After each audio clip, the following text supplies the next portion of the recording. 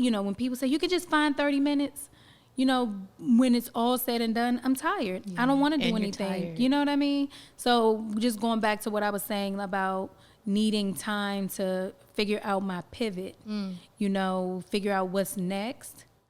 It's so hard. Once the day is over, you just want to decompress. You don't really have time to, This is a dilemma, and I don't have the answer. I don't think any of us have an answer. I know Instagram the answer don't have is the to stop answer. working There for you me. go. Yeah, like it's I don't keep saying it because I'm manifesting it. Yeah. I'm manifesting. I don't know what is. Well, what is that? Praying.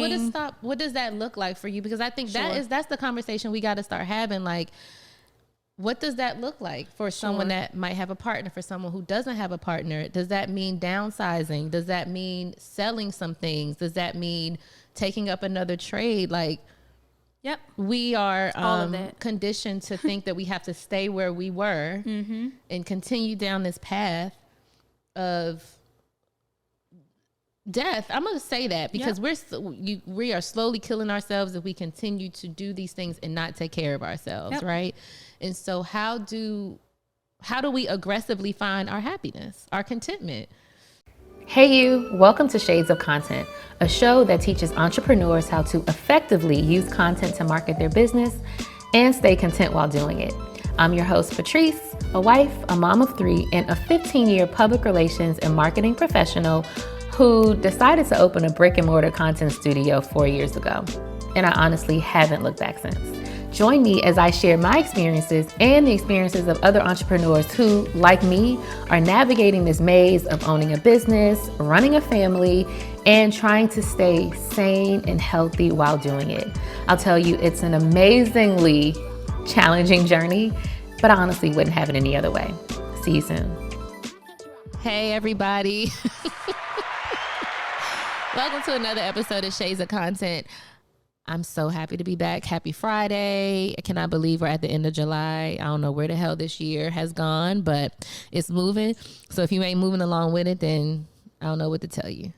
Welcome back to Shades of Content, the show that teaches Black millennial mompreneurs how to effectively use content to market their business, but also how to stay content while doing it, because when you're doing all the things, whether you want to or not, it can be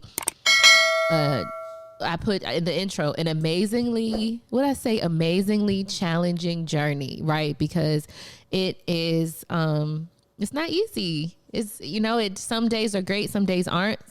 And typically we wear all the hats and we carry like the brunt of a lot of stuff. And so I just hope that as you listen to this, you're able to get some tips, get some tools. You just heard our entire series on how to rebrand your business. Like, you've heard interviews of experts in their particular fields, but then also, I'm going to be very transparent with whatever shit I'm going through. My guests are going to be honest with what they're going through. So hope you get all of that when you listen to the show. Happy to have you back. Today's a special episode. If you're watching, you see I have a guest. Hey, girl. Hey. Before we get into this lovely lady sitting next to me, I wanted to talk to you guys quickly about business credit. I know that you probably, if you're into like the social media sphere, if you're listening to like shows like, what is it? Social Proof, like that whole Atlanta entrepreneur movement, or even if like, honestly, if you just tapped in, all you be hearing about is business credit, how people can fix your credit and do all the things. I'm going to disclaim it with this. I am not about to do that, but I am about to give you a really quick story about how I've been able to use business credit for my business. So I've spent like the last year and a half trying to get my credit up. Like getting in the 700s was really something that was important to me. And I personally was not applying to anything. Like I put getting my kids their bunk bed off for about 6 months because I was like, I don't want to put that on my credit. I don't know. It wasn't that big of a deal. They do have beds now. All right. But I spent a lot of time, again, like 2.5 years trying to like raise my credit score. And I was very proud of that. I also, in doing that, I was afraid to also apply for business credit. So one day, I think I might've been talking to my accountant and he was like, just apply for the business credit card, Patrice. It's not going to hurt you. So I did it. And I was able to get 2 business credit cards, a Capital One Visa and an American Express Platinum. Okay. And I didn't realize why people were talking about business credit. I didn't realize why people were doing it. I kind of just thought it was y'all just trying to get this money, you know, in the world of the scammers. But actually, these things have been very helpful with me running my business. So the way I do it is I use my Capital One card to pay for all of the business's monthly expenses, the things that I know I got to pay for. Put it all on the card. At the end of the billing period, I just pay it off, right?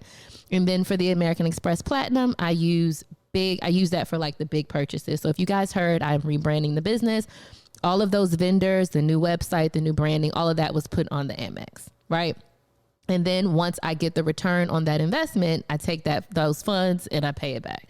So if you guys have been on the fence about whether or not you want to apply for a business credit card, you do have to have good personal credit. I think sometimes people think they can apply for these business credit cards and it does not factor in your personal credit. It does. They're going to ask for your EIN number, but they're also going to ask for your personal information, which includes your social.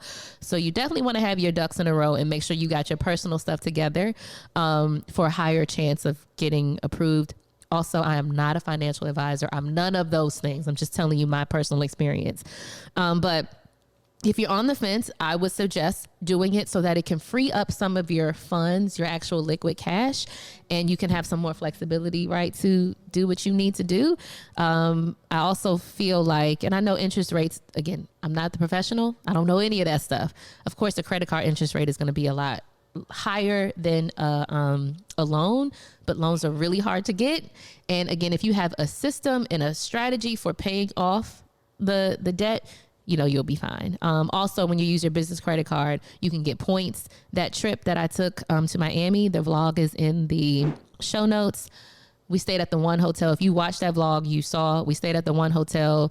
The one hotel is about $800 a night, which is what is that? $2,400, $2,500. That stay was $900 for the whole weekend for us because we had so many Amex points.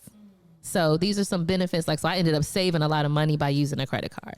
So just some things to think about. If you're interested in applying to either a Capital One card or the American Express Platinum, there are links in the show notes.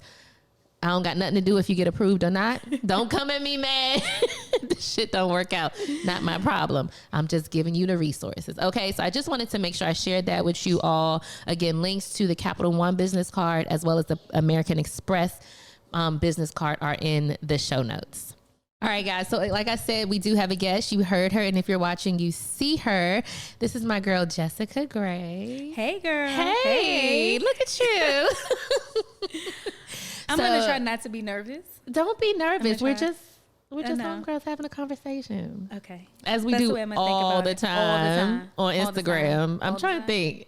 I could tell I talk to the most on Instagram. You, my friend Chrissy, and Santia. That's who I talk to. Santia. Hey, Santia. I send her about 4 voice notes a day. I'm sure you do.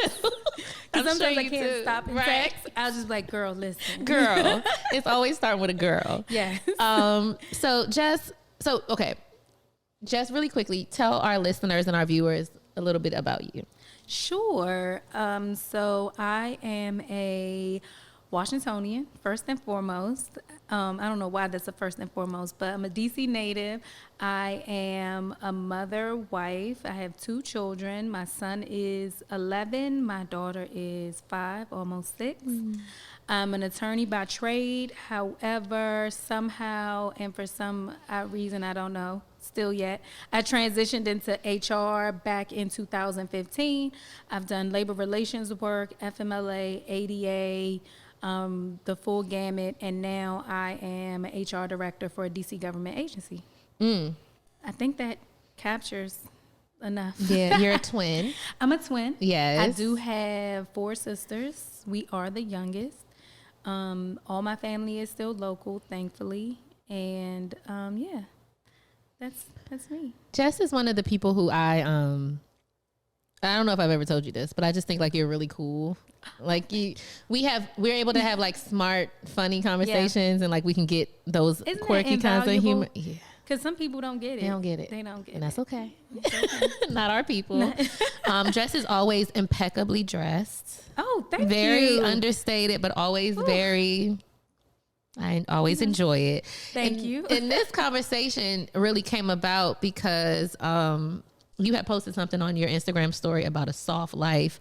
And I believe I couldn't pull it up. I was trying to pull it up before we talked, but it said something to Black women are tired of working, owning, having all the things. We just want to go plant some flower garden and live a soft life, right? Yes. Yes. And I said that I agreed. Or I think I said, I don't know if I agree with this. It was something along those lines. Like, Yeah. it was a caveat for sure. That was it. Because then you came back and you said, do you agree? With a question mark.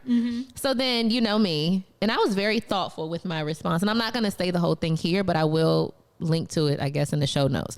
But essentially, my idea was that, yes, Black women have to work 10 times harder just because of how life is, right? So we're the highest college educated percentage. We're the highest percentage of entrepreneurs. Like, when you look at the totem pole of success, it's us at the top. Yes. However, we're not treated that way. So in this world where we're not valued, sometimes I wonder if in order to seek that validation, we go hard. Yes. Right? You're an attorney. I have a master's degree. No bullshit. Have not used my fucking master's degree in 10 years probably. Yep. Business owner, mom, like we do all the things subconsciously, maybe because we want to say I did that. And then by doing all the things, we amass all the stuff. We have all the lifestyle, which might be making it hard to live that soft life. Absolutely. So we talked a little bit about it. And then I was like, girl, you got to come on the show so we can actually really talk about it. So I don't know. I guess I feel like I kind of just gave my ideas, period. But I have so many friends who are fire, like everything like you, professional as fuck, making money, looking great, doing what they want to do, traveling with their kids, all of that stuff. And so I wonder, does that life make the soft life possible? You know, that's a lot of layers. It is a lot of layers. So I'll start with saying the concept of a soft life really, I think, started to take shape for me because of the pandemic. And I will tell anybody who listens that I am still recovering from the pandemic, and I need at least, for however long we're in it, is how much time I need off. Right. To, like, just figure out what it is that I want to do next. One of the things that I think has made the pandemic really impactful for me was obviously working from home and having my kids at home. And I don't think anybody can fully understand how hard that was unless you were in it. Yeah. And when we were in it, we survived it, yes, but it came at a tremendous cost to all of us. To every working parent that was at home, homeschooling or virtual learning with your kids for 2 years. My kids go to private school, so they were virtual much longer than kids who were in public school. And so as a result, it made it so hard for me. It was like working 3 jobs at one time. Full time. And I just haven't recovered from that. And so one of the things why the soft life is so appealing to me, because what it sounds like is I'm not working, I get to be a parent, and I get to be a parent without the stress of working. Right. And I don't think having been home with my kids all day, realized how much I was missing out on as a parent, working. Yeah. You know, something that Oprah said like 1,000 years ago, I don't remember when I saw it, when I read it, but she's always asked why she didn't have kids and why she never married. And her reason, and I'll paraphrase, was you can't have it all. You can't have a job, a career, and a family. Yeah. And I know a lot of people say, yes, you can, and they're doing it every day. I disagree with that. I disagree too. You compromise so much on one end or the other. It's either your family or it's your career. But you can't make everything happen. And I think that's why, unfortunately, Black women, we are in such a position now that we're trying to do everything. We're trying to do everything. And that is also what makes the soft life almost unattainable because unless you're willing to give up something, unless you're willing to make that ultimate a sacrifice somewhere, we're never going to be able to get to it. Yeah. We like the way it looks on Instagram. We like the way the words come together. It's so fire. But the reality of it is, in order for me to have a soft life, it means quitting my job, which I've been talking about this for a while. This is nothing new. I've been trying to figure out, okay, how much money do I need? And I'm not saying never working again. I am saying like 2 or 3 years of not working so that I can focus on being a parent. Yeah. So I can focus on what is the next. I can't even figure out how to pivot. I can't even figure out like where do I want to be in 5 years, because every day feels like a new demand, a new to-do, whether it's navigating the workplace, navigating home. My kids have been out of school since June 10th, and I've done nothing but rest. And I don't feel guilt about that until I go on Instagram and see everybody's like vacationing and they're at the pool and they're doing all the things, and I'm just like, y'all not tired? But that's part of the soft life, right? It is recognizing like I can pull back and it's okay. But when you're in the throes of all of trying to be the parent and trying to be the career woman, you don't even have sometimes the foresight of how to pull back. So that's deep. I mean, just even saying I don't have the time to think about what I want my life to look like. Girl, that's crazy. And that's true. If you broke down, I hate the saying like everybody has the same 24 hours. You don't understand what it means to have when you have resources, when you have other people around you that can fully support other things, then you have the time to think and create and then process. Okay. Yep. Like I really don't think that people always say Beyonce, so I'm trying not to say Beyonce. Let's say, I mean, even just any career-driven woman who has the resources to have a nanny, a chef, drivers, all of those things. I mean, I am honestly willing to say that I'm privileged to have a woman that comes to my house and cleans my house every 3 weeks. Yeah. That is something that I budget for and I value because it allows me the time on the weekend, so I'm not cleaning. So you're not cleaning. And people think, oh, well, now that your house is clean, what else? I mean, your house is clean. Like, well, she doesn't do my laundry. She doesn't do my cooking. She doesn't. Still gotta wash dishes every day. Yes. But it's just one thing off of you, right? But when you have all these resources around you, you can focus on what it is that you want to do. And I just don't have the time to do that. And people say, oh, you're going to really not work for 3 years? Yes. If I had the opportunity, I would go to therapy. I would commit to it going weekly or bi-weekly. Yeah. That's the first thing. I would go to yoga. Yeah. I would exercise. I would prepare all my meals or a lot of my meals. I mean, think about when you have the time, what would you do with it? What would you really do with it? We're trying to force everything into Saturday and Sunday. And it's not realistic. It's not possible. No, it's not possible. You brought up, so I'm so happy that, because I think soft life is, Instagram shows us what soft life is supposed to be. Like, I'm sorry, flying to the Bahamas with a lace front and 7 bikinis, sipping champagne, in my opinion, that's not what this means. No. And I'm glad I'm having a conversation with you. So I did do a little research, right? And so when I looked up soft life, the definition is a life of ease, peace, comfort, and intentional happiness, right? And so that actually, you can have a job and still work a soft life. You can, but it's creating this life that brings you those 4 things: ease, peace, comfort, intentional happiness, i.e. contentment, which this show is about. It does not require struggle, love, stress, or distress. It consists of mutual relationships, clarity, and self-care. Nobody talks about relationships when it comes to soft life, right? So I use myself as an example. I don't know if, I guess I'm a stay-at-home mom. I mean, I do run this business. I do pay myself a salary. This business essentially runs itself, so I'm not here every day. I'm typically at the beck and call of my kids the chef, the Uber driver. But I say to myself all the time, I will never see my fullest potential as long as I got to keep being their house manager, because it's just not possible. Yep. So by all intensive purposes, somebody could, I guess, look at my life and be like, you're living the soft life. You walk to get coffee with your kids. And actually I do, because I've intentionally kind of made it that way. But at the same token, ease,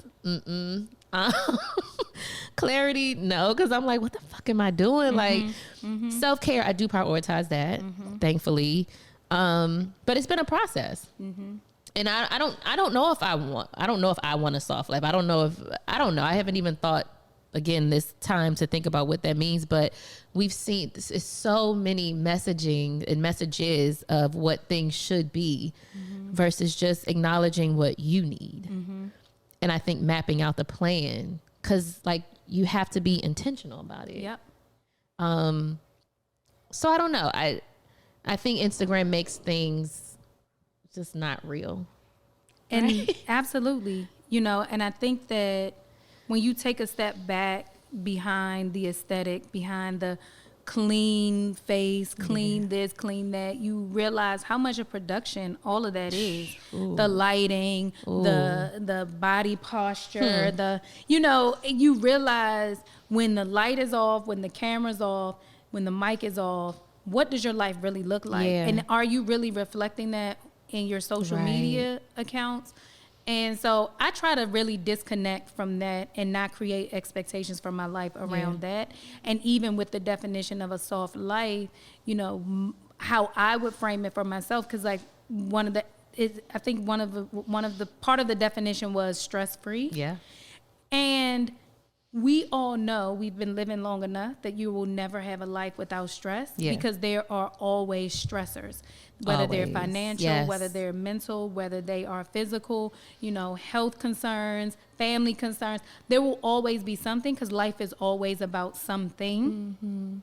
It's how you respond to those stressors that I think impacts you more than saying I want a stress-free life, because stress-free is just completely unrealistic. You know what I mean? And no matter how much money you have, you're gonna have stressors. Always. No matter the ideal family, everything perfect, not a hair out of place.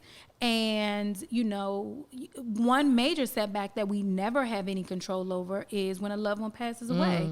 That can instantly become a stressor for you, for your family. You have no control over death. And so when we talk about stress-free life, that's just not realistic. It's not realistic. So that definition, you create the definition that you want. Yeah. And really what that means to me is creating the life that you want with not with how you manage stress, with how you manage your self-care. What does self-care look like to you? I think, unfortunately, and just speaking for myself, self-care has turned into like a business. And we spend so much money on self-care. And it goes back to what you said when you talked about Black women being undervalued. And so when we see ourselves, or me personally seeing myself as being undervalued, I want to treat myself to things. I want to buy myself things. And then we put it all in self-care. And now the money you're spending to give yourself self-care and self-love, you're also taking away from having your soft life. That's it. If your soft life, because for me, the soft life is financial independence, independence of your time, freedom of time. That's what financial freedom really gives you, is the freedom of your time. But we will never have it if we can't stop spending on self-care. And I'm guilty of that. I'll say, well, I'm not going to buy, something really expensive. I'm just going to buy this candle. I don't need a candle. I have a closet full of candles. Really? I have a closet full of candles. My niece makes candles. I was buying candles from Victoria Private Suite. I love candles.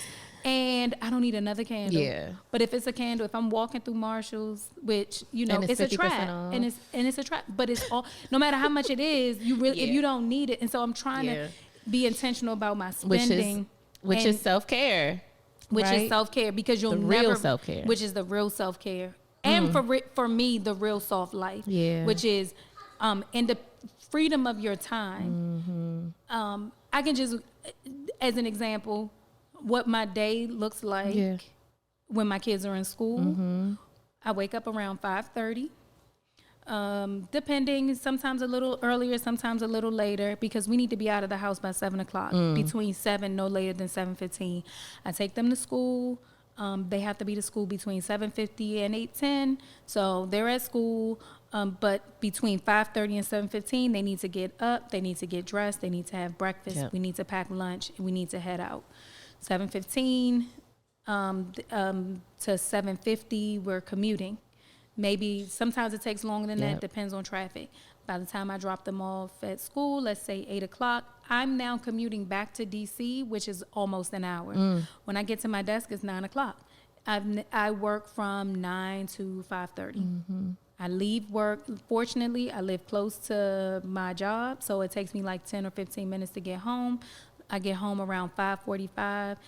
I immediately start cooking dinner, helping my son with his homework, helping my daughter with her homework. She has less homework. My son has a lot of homework. And we're having dinner around 7:30, maybe. And then when we have dinner, and they're not having dinner until... Parker's here also, guys. Just I didn't preface that earlier, but sis is here. So we after dinner, I mean, we're not having dinner until, like I said, around 7:30. Take at least 30-45 minutes for dinner. Bedtime. And exactly. That's it. And so they're probably in the bed at 9 o'clock, which is really late for what time they get up. But there's really no time for them to. That's it. And then I'm probably asleep by 10:30. Where did you hear time for myself? None. Where did you hear time for? I mean, the most I can do is on my commute, I'll listen to something, a podcast or something that's empowering or something that can get my day started in a positive way. But there's not a lot of what people want is me time. So where did you hear I can go to the gym? Where did you hear like it's not enough time? There's no time allotted for it. And it's not that it's not that I am like there's really no wiggle room in that. So when people say you could just find 30 minutes, when it's all said and done, I'm tired. I don't want to do anything. You know what I mean? So just going back to what I was saying about needing time to figure out my pivot, figure out what's next. It's so hard. Once the day is over, you just want to decompress. You don't really have time to, This is a dilemma, and I don't have the answer. I don't think any of us have an answer. I know Instagram. The answer is to stop working for me. Yeah, like it's. I don't keep saying it because I'm manifesting it. Yeah. I'm manifesting. I don't know what. Well, what is that? Praying. I mean, what does that look like for you? Because I think that's the conversation we got to start having. Like, what does that look like for someone that might have a partner? For someone who doesn't have a partner, does that mean downsizing? Does that mean selling some things? Does that mean taking up another trade? Like. Yep. We are conditioned to think that we have to stay where we were and continue down this path of death. I'm going to say that because we are slowly killing ourselves if we continue to do these things and not take care of ourselves, right? And so how do we aggressively find our happiness, our contentment? And we got to start. I know it's hard to think about it, but we really are going to have to start being intentional about that because as we get older, 40 knocking at my door. Ooh. You know what I'm saying? Me too. Yeah. And it's and our kids are getting older and I don't know about you, but I feel this antsiness about life that I have never felt before. Absolutely. It's scary. The things that I feel like I have to have done by 40, but it's certain things I'm not going to deal with. Once I hit that, if not before. Yes. So now it's like, oh shit, what we gonna do? Yep. And that makes this whole conversation even more difficult. But it's like, how do we start to create our own soft life? Yeah. And are we willing to sacrifice? Hey there. Are you a content mompreneur? Or better yet, are you a content mompreneur? What does that mean? That means you're a mom who owns a business and is on a journey to seek contentment in your professional and personal life. If that fits you, because that is definitely me, then you need to get your Content Mompreneur checklist. Tap the link in the show notes to see exactly where you are in your journey of contentment. It's something that I am just really starting to hone in on and focus on, because the bottom line is we have to be able to find that level of peaceful satisfaction, peaceful happiness through all of our life changes. And I'm on a journey to find that for myself, and I actually want to help you find it too. So tap the link in the show notes to take your Content Mompreneur checklist, and then shoot me an email or a DM to let me know where you stand in all of that. Here's the rest of the episode. You hit on so many good points in everything you just said. I think that for me, what I have done first and foremost is what do my finances need to look like in order for me to not work? Mm-hmm. What do I need monthly at a minimum to be able to not work, right?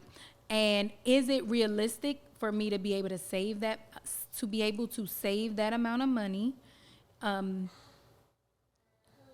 Not work for how long would not working look like? And then how long can I survive on that dollar amount? Right. And then at the end of my time period, will I have completely depleted everything that I have? Right. And then will I be pressed to look for it? Go back to work. One, I have a dollar amount set, and realistically, can I save that amount of money in the time frame that I need to in order to be with? Because ideally, I would like this to be not this year. So I'm doing a loan forgiveness program. I'd like for my loans to be canceled before I stop working. Okay, because that's smart. It's like I'm so close. Yeah. I want to say it's next October. Oh. Yeah. It's such a huge expense. Once that burden of student loans is off, then I can really focus on, okay, now this is the dollar amount that I need. So I don't want to quit until my student loans are canceled. Smart. Unless by chance I don't even know if I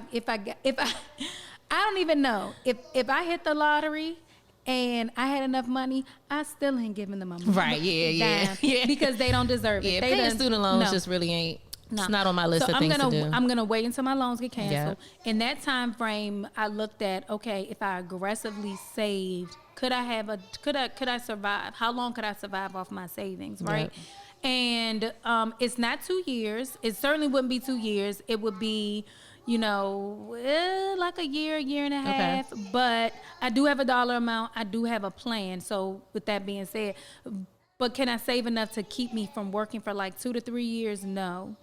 So part of it is looking at, okay, where could I get a windfall from? Where could I, what could I do to either increase my income over the next, year and a half? And what would that look like? So I do have some things in the works. The other part of it is, and it's something that people talk about all the time, which is don't wait until Friday. Live your life like every day is Friday. Don't wait to enjoy life until the summertime, right? So part of me is also thinking, don't wait until you're not working to start moving in a new direction. And I'm really trying that. I'm really trying. Again, everything I just said about my schedule just kind of makes it more challenging. Yeah. But I also don't want to wait. I've been waiting 2 years. Waiting another 2 years to say, okay, now I'm free. Yep. I'm free. No. Yeah. So it's all about also trying to make the best of whatever you have going on until you reach that point. Until you reach it. And I do believe that if you're moving in that direction, even before you're actually there, the universe will ricochet it right back to you. Right. So it's like, okay, I can do this. I can add therapy once a month. That conversation will open up some things and help me visualize some things that maybe I need to then add another tick, self-care tick to my life now. And then maybe it just happens all over again. this conversation is making me think of, so there's a conference and maybe we should go together. It's called, do you know Tanya Rapley? She's a finance. She owns My Fab Finance. She was on the cover of Black Enterprise like 10 years ago. She's a finance influencer essentially. And she's public about this, so I can talk about it. She is mom of one, going through a divorce, decided to do this Design Your Life conference in Atlanta last year.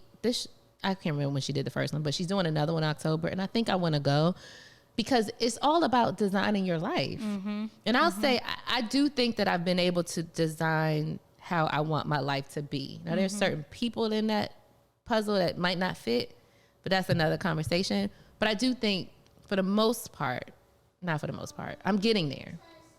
I know what I want my life to look like. I know exactly what I want my life to look like. And I'm thankful that I've had the time to think about it, right? Because that's not everybody's reality.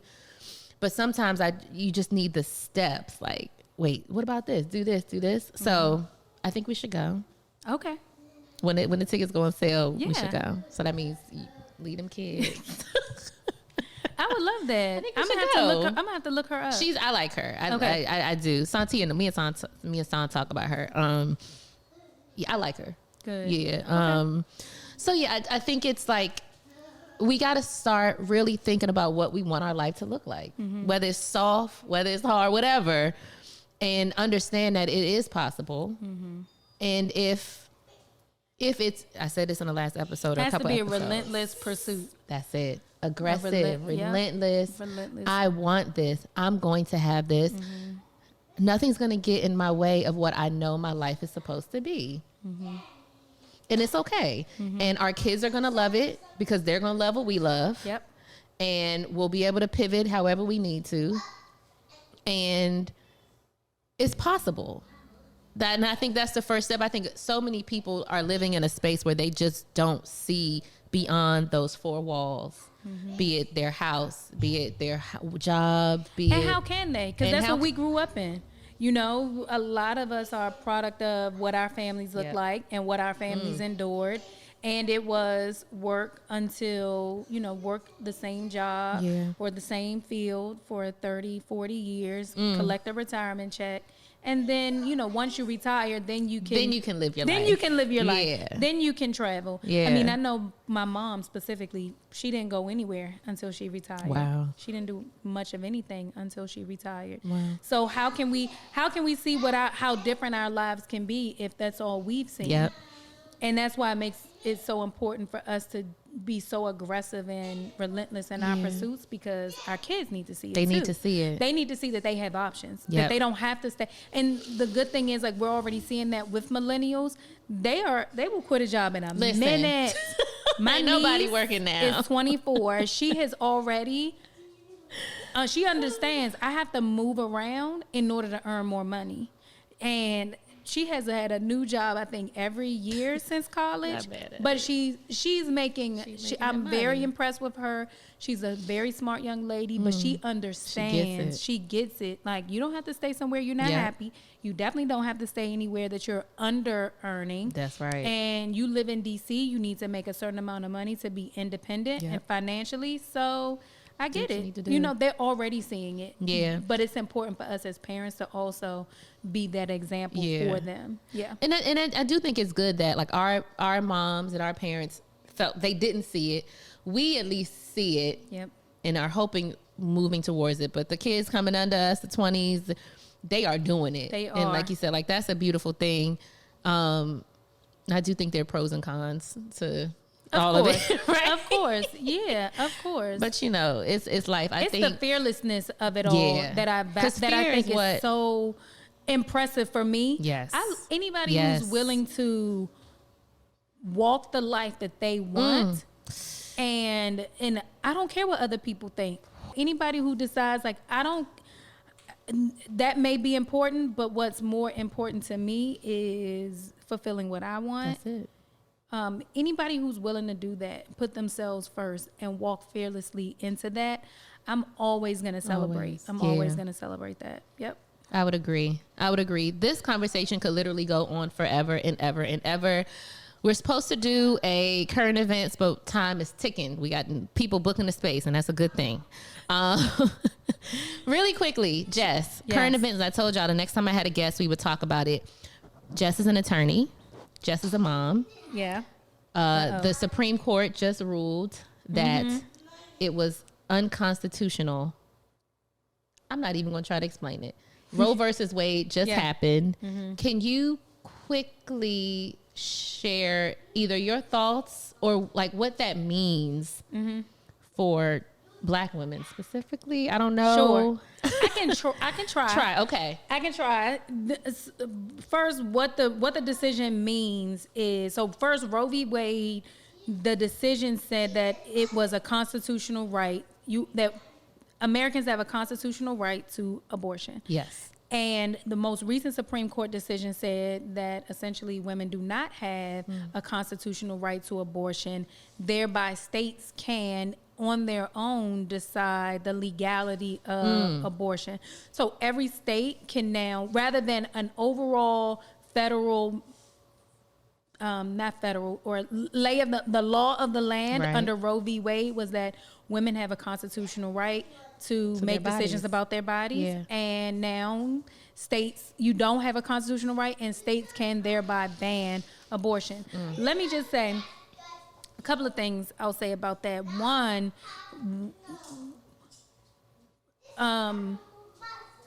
pro-life, and one of the most frustrating things about... No, she's not. One of the things that is very frustrating about pro-life is that those people, those advocates, they have chosen, the most, I can't even think of the right word, but they have chosen the most non-problematic person, if you want to call it a fetus, a person, to advocate for. They don't talk back. They're uncomplicated, right? They won't have substance abuse issues. They couldn't go to jail. They're not sitting on death row for having done something maybe bad. Maybe they were innocent. It's the most uncomplicated, right, person to advocate for, right? And so you don't have to deal in any of the complexity of what it's like to be on this side of the earth. You know what I mean? So when we're talking about pro-life and right to live, you have chosen the most unproblematic so that you don't then have to deal with the complexity of human life. Right. They've also decided, it's such a hard stance to take, in my opinion, that's so inflexible that I don't think that these, and it's mostly Christian evangelicals, that they really see life outside of the bubbles that most of them live in. Right. And so when you ask me what is the greater impact, one, what we absolutely know is abortion has always been around. As long as women have been getting pregnant, abortion has somehow been available. However it was being done, it was being done. So abortion is not going to go away. It's not going to stop. You've just made it illegal. And so what we know about when things become illegal, people find a way to get it. Yep. And people find a way to access it no differently than anything else. But you just put women at risk. The second frustration I have is, irrespective of your religious beliefs, you don't get to dictate what other people do with their body. Period. That's it. That's where the buck stops for me. Where however you feel about abortion, then don't get an abortion. That's right. That's it. So you can't.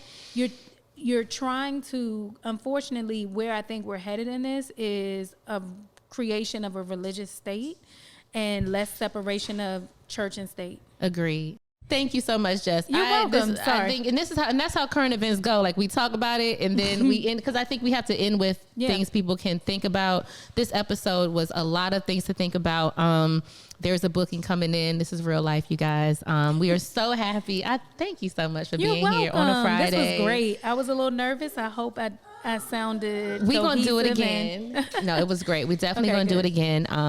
Because we could just have great conversations over and over again. You guys, all the links are in the show notes. Jess, I'm going to put your link in the show note as well, so people can connect with you on Instagram if you'll have them. Maybe. Maybe, because we keep the wall up if we don't want you in. Sorry. But definitely come back next week for another great episode. It's always great to be here. Whatever soft life means for you, whatever you want your life to look like, aggressively, relentlessly go after it. It's possible. Stay tuned for the next week's show. Rate and review the show, and we will see you next week. Have a good weekend. Thanks, everyone. All right, now, y'all, don't forget to connect with Shades of Content on Instagram at Shades of Content, and with me, Patrice Camo, at Patrice Camo. And also be sure to rate this show, leave a review, and subscribe, because that's actually the only way that we're going to grow. I'll see you next week.